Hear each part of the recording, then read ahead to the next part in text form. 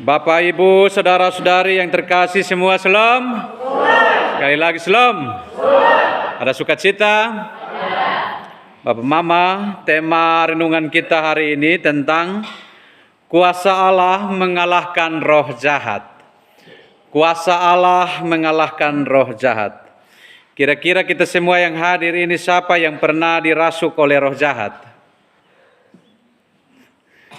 Semua? Atau siapa yang pakai roh jahat dan merasuki orang? Semua juga. Semua ya, sesuai dengan pengalaman dan sesuai dengan konteks kehidupan. Memang asik juga ya Bapak Mama. Ini berturut-turut kita hanya omong setan, iblis. Hari ini kita omong soal roh jahat. Bapak Mama, saudara-saudari yang terkasih, apa itu roh jahat? Bapak Mama. Roh jahat ini Bapak Mama, ini adalah praktik-praktik yang keliru yang dilakukan oleh orang-orang tertentu. Dan orang-orang tertentu ini menganggap bahwa ada kekuatan gaib. Biasa kita di kitab lingkungan atau di sekitar kita kenal dengan suanggi. Suanggi. Jadi suanggi itu dia punya kekuatan gaib. Ya, dia punya kekuatan. Tetapi ingat bahwa orang yang dinamakan bahwa dia suanggi ini karena dalam dirinya itu ada roh jahat. Makanya dia sebagai manusia, tetapi karena dalam kehidupan dia menggunakan ilmu-ilmu, maka dia disebut dengan orang yang roh jahat atau suanggi, orang yang punya kekuatan. Ingat bahwa roh jahat ini pada dasarnya tidak baik.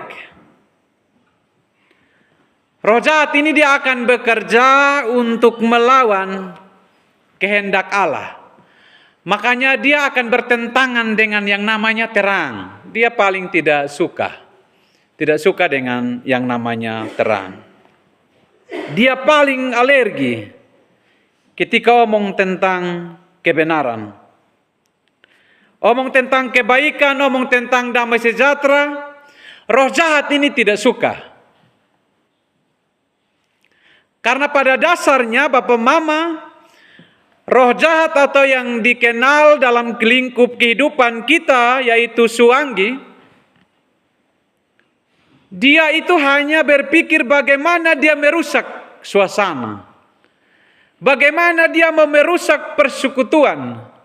Bagaimana dia mau merusak hubungan seseorang.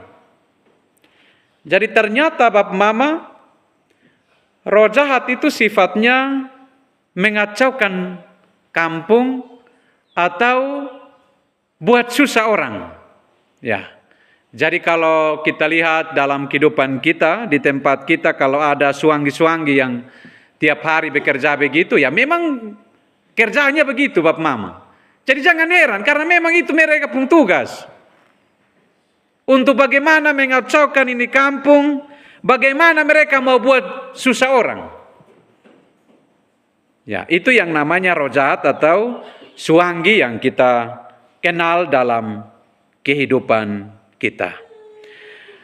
Bapak Mama, saudara-saudari yang terkasih, dalam teks kita hari ini tentang dalam Injil Lukas pasal 8 ayat 26 sampai dengan ayat 39, ini juga omong tentang roh jahat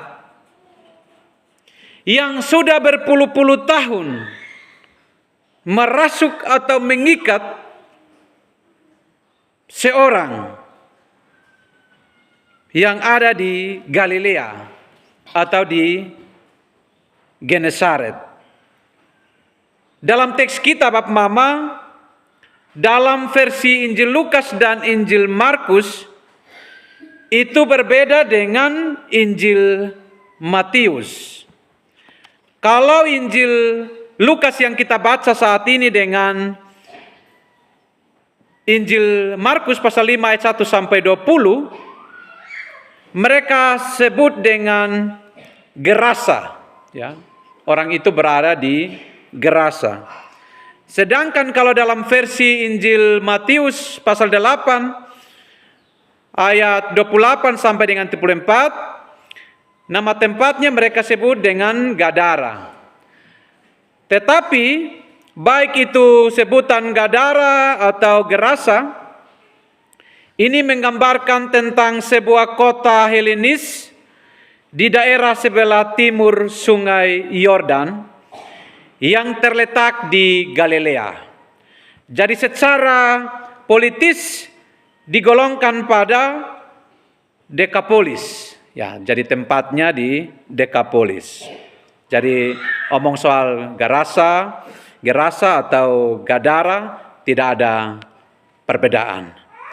Nah, Bapak Mama saudara-saudari yang terkasih,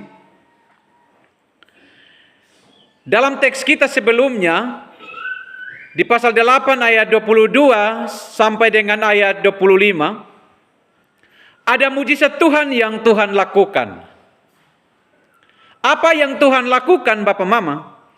Yang Tuhan lakukan adalah angin ribut diredakan. Itu mujizat. Itu ada kuasa Tuhan yang bekerja di dalam badai.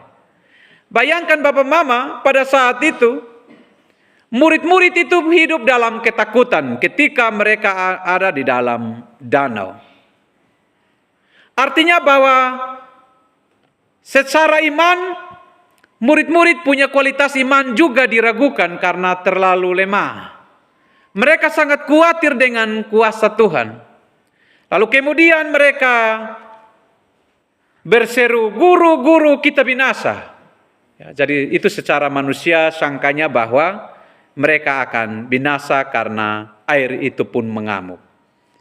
Tetapi Bapak Mama, Yesus ini punya kuasa dan dia menghardik air itu menjadi teduh. Ya, menjadi teduh. Artinya bahwa ini cerita tentang mujizat Tuhan terjadi. Angin ribut diredahkan. Dan dalam teks kita hari ini juga bahwa ada mujizat Tuhan yang Allah lakukan kepada orang yang sedang dirasuk oleh roh jahat. Kalau kita perhatikan di ayat 26 sampai dengan ayat 30, ini merupakan tentang percakapan Yesus tentang orang yang kerasukan roh jahat. Seperti dalam bacaan kita ayat 30, Yesus bertanya, "Siapakah namamu?" Jawabnya, "Legion." Legion artinya karena kerasukan banyak setan. Jadi artinya bahwa orang ini dirasuk bukan hanya satu setan, dua setan, tetapi jumlahnya terlalu banyak. Jadi orang ini Bapak Mama hidup dalam tertekan, hidup dalam kesusahan. Bayangkan Bapak Mama, mereka ikat dia dengan rantai, tetapi dia bisa, rantai itu bisa putus. Karena Bapak Mama, karena dia sudah kerasukan setan, kerasukan roh jahat, sehingga dia punya daya berpikir normalnya itu sudah tidak ada. Artinya bahwa secara psikis, secara psikologi, dia sudah gangguan jiwa Bapak Mama. Makanya dia itu diasingkan, tidak tinggal bersama-sama di satu kampung. Jadi kehidupannya itu Bapak Mama, mereka asingkan dia di kuburan. Bapak Mama takut di kuburan? Takut Bapak Mama kalau orang tinggal di kuburan, dekat kuburan, atau orang jalan malam lewat kuburan-kuburan, tengah malam, pasti orang takut. Tetapi Bapak Mama itu orang yang biasa-biasa. Tetapi kalau orang yang punya kekuatan gaib, roh jahat, atau yang bilang suanggi-suanggi, mereka akan senang pergi ke kuburan. Atau pas orang meninggal Bapak Mama dong bilang, "Kita pergi Supaya ambil apa, kok ambil tanah, kok ambil apa, kok. Intinya banyak tradisi yang praktik-praktik yang mereka akan lakukan. Bilang itu sebagai kekuatan. Atau misalnya mereka yang buat itu orang meninggal, mereka mau menghilangkan jejak, mereka tidak akan mengatur jarak jauh dengan itu orang meninggal. Mereka akan dekat sekali. Jadi Bapak Mama saudara-saudari yang terkasih dalam Tuhan, ini orang yang dikatakan gila ini, yang kemasukan roh jahat ini, tapi dia tahu tentang Yesus. Keberadaan Yesus ini dia tahu. Lalu ketika Yesus datang, Bapak Mama, dia mencoba untuk dekat.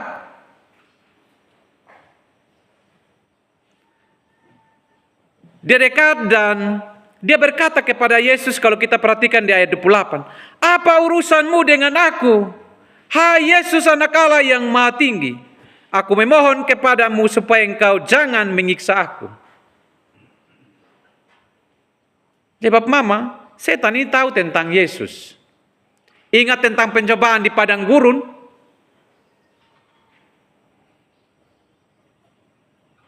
Itu juga tahu tentang siapakah itu Yesus.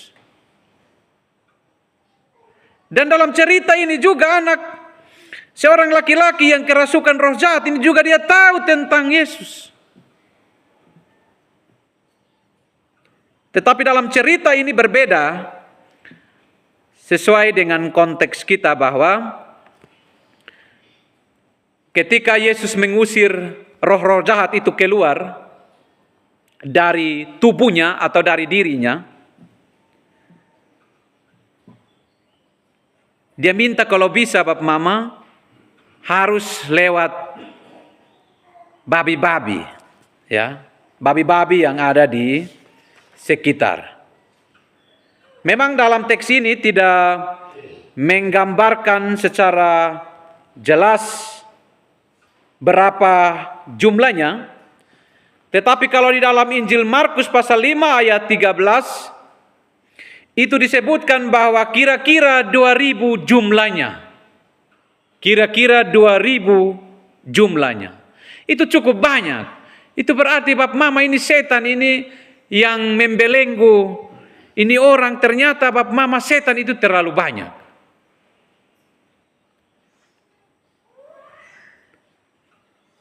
Tetapi Bapak Mama secara ekonomis kita berpikir bahwa kasihan juga dengan pemilik babi. Mereka rugi Bapak Mama. Ya. Memang orang ini dibebaskan. Tetapi setan-setan ini menjelma jadi babi. Hanya babi masuk dalam jurang mereka mati. Tapi kasihan pemilik babi Bapak Mama. Secara ekonomis mereka rugi sekali. Rugi toh Bapak Mama? Rugi. Kalau dalam cerita ini Bapak Mama setan itu menjelma jadi babi. Masuk di babi. Kalau dalam konteks kehidupan kita, biasa roh jahat itu menjelma jadi kucing, jadi anjing, jadi ular. Toh, Mama tahu, ya. Jadi Bapak Mama bukan dari Alkitab tidak omong Bapak Mama dari Perjanjian Lama dan Perjanjian Baru yang kita baca ini Bapak Mama. Itu juga kita alami dalam kehidupan kita. Jadi Bapak Mama jangan kaget kalau tengah-tengah malam kita tidur-tidur misalnya kucing datang meraung, anjing datang meraung. Nah itu memang orang roh jahat, itu suanggi dong. Jangan terlalu pusing Bapak Mama. Jangan kaget dengan fenomena-fenomena keadaan yang kita hadapi di tengah-tengah kehidupan kita. Ada begitu macam cara yang mereka harus lakukan. Jadi memang roh jahat ini Bapak Mama. Yang suanggi-suanggi dong juga dong tidak akan tenang. Dong akan kerja 24 jam. Jadi malam juga dong pikir siang. Jadi kalau kita tidur ini roh-roh jahat dong suanggi dong akan kerja terus. Makanya kalau dapat gangguan anjing meraung, kucing meraung, nah itu dong sudah. Atau burung hantu datang berteriak di rumah malam-malam, nah itu dong sudah Bapak Mama. Karena memang suanggi dong kerja hanya begitu sudah Bapak Mama. Suka merusak. Jadi ini orang ini Bapak Mama dia hidup dalam keterikatan. Tapi kita bersyukur bahwa kita di jemaat ini tidak ada yang kemasukan roh jahat. Tapi ingat Bapak Mama, ini orang ini dia berteriak-teriak. Kalau orang berteriak-teriak itu Bapak Mama, itu menunjukkan bahwa dia sedang dirasuk oleh setan. Jadi kalau dia berteriak sepanjang hari sampai malam pagi dia berteriak sendiri-sendiri Bapak Mama, itu juga mungkin dia tidak sadar, roh jahat juga kuasai dirinya juga Bapak Mama. Dia terikat dengan roh jahat. Tapi saya yakin Bapak Mama kita di Kaneka ini tidak ada orang yang berteriak malam pagi malam, tidak ada. Tapi kalau Bapak Mama lihat orang seperti itu, firman ini juga mengingatkan kita bahwa itu juga orang sedang dirasuk oleh roh jahat. Jadi itu memang harus dipulihkan. Amin. Kau Bapak Mama? Amin. Ya begitu sudah Bapak Mama. Jadi Bapak Mama, saudara-saudari yang terkasih dalam Tuhan kita Yesus Kristus, ketika Yesus mengusir roh jahat keluar dari itu legion ini, ya orang yang menamakan diri legion karena banyak setan, banyak orang yang melihat dan heran sekali dengan mujizat yang Yesus lakukan pada saat itu. Kalau kita baca di ayat 34, penjaga-penjaga babi itu melihat apa yang telah terjadi. Mereka juga heran-heran Bapak Mama. Mereka juga heran-heran, tetapi mereka juga sedih dengan banyak jumlah babi yang tidak sedikit. Semua lari menuju jurang dan semua mati dan binasa. Tetapi kalau kita omong soal segi iman, Yesus ini dia tidak berpikir soal nilai ekonomis untungnya Bapak Mama. Tetapi Yesus ini hanya berpikir bagaimana dia mau selamatkan ini orang yang sementara kerasukan roh jahat. Orang banyak ini Bapak Mama, mereka tidak menaruh belas kasihan terhadap orang yang kerasukan setan. Dia sudah menderita Bapak Mama, dia diikat lagi dengan rantai. Setelah diikat dengan rantai Bapak Mama, kasihan lagi, dia mengasingkan dirinya, dibawa lagi ke kuburan. Kasihan. Dia terasing sekali Bapak Mama. Jadi orang banyak itu Bapak Mama tidak peka, tidak peduli dengan orang yang sedang sakit. Jadi orang yang kerasukan setan ini Bapak Mama, roh jahat ini dia sedang sakit. Karena dia sedang sakit maka harus ditolong. Tetapi rupanya banyak orang dan orang-orang yang penjaga babi itu juga Bapak Mama, mereka biarkan ini orang ini supaya mereka hidup dalam penderitaan. Artinya bahwa mereka juga senang supaya melihat ini orang supaya dia tetap susah. Oleh karena itu Bapak Mama, dalam perjumpaannya dia dengan Yesus, terjadi pemulihan, terjadi penyembuhan total yang ia rasakan. Karena apa? Yesus itu punya kuasa. Yesus bilang, keluarlah roh jahat dari dalam dirimu. Itu keluar Bapak Mama, itu perintah Yesus yang penuh dengan kuasa. Tidak ada yang bilang bisa batasi kuasa Tuhan Yesus. Tidak ada. Dan memang firman ini Bapak Mama, saudara-saudari yang terkasih, mengajarkan kepada kita bahwa yang pertama,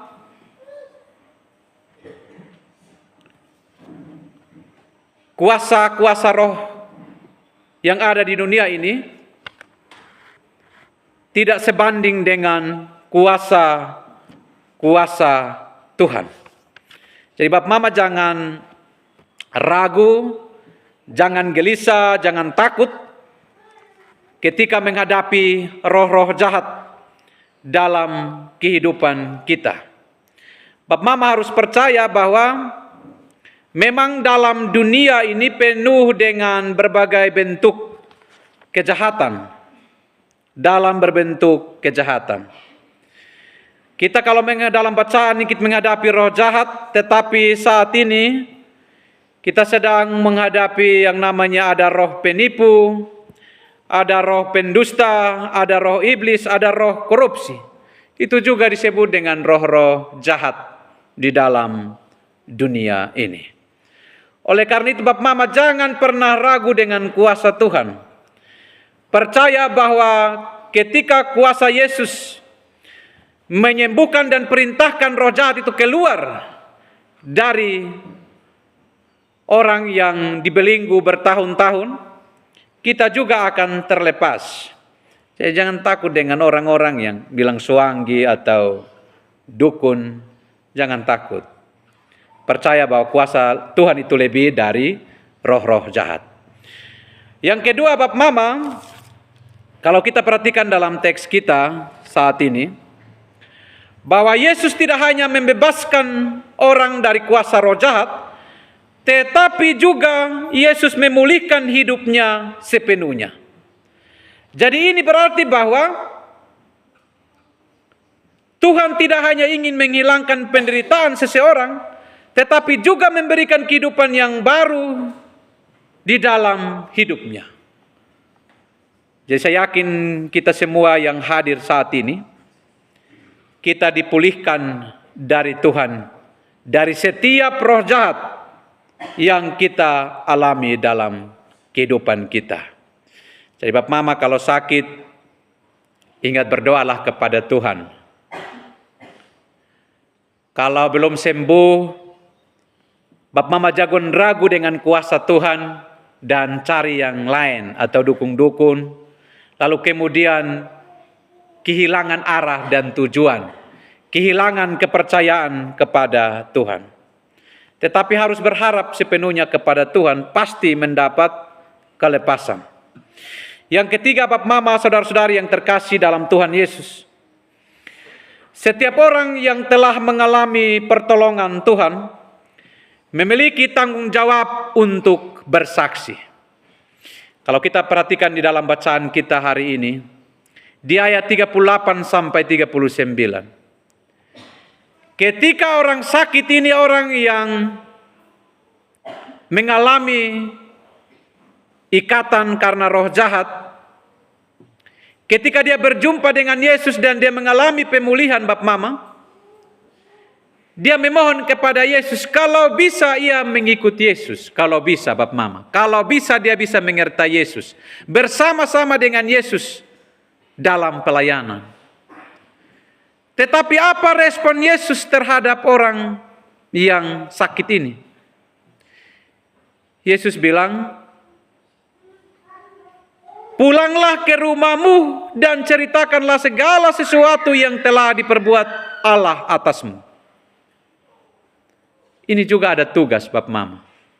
Artinya bahwa Yesus mau supaya orang yang baru sembuh, dia menjadi kesaksian buat kampung halamannya, keluarganya, bahwa kuasa Tuhan luar biasa.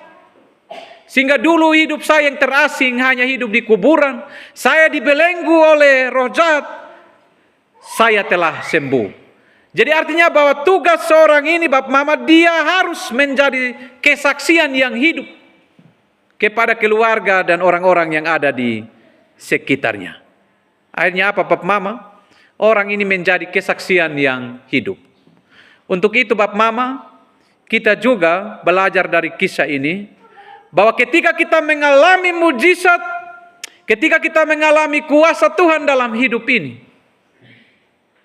jadilah berkat, jadilah kesaksian bahwa kuasa Tuhan, maka kita bisa dapat melewati setiap tantangan, penderitaan, bahaya dalam kehidupan kita. Seperti seorang yang digambarkan dalam bacaan ini. Dia mengalami pemulihan total dan dia menjadi saksi-saksi hidup di dalam keluarga. Tuhan memberkati firman-Nya. Amin.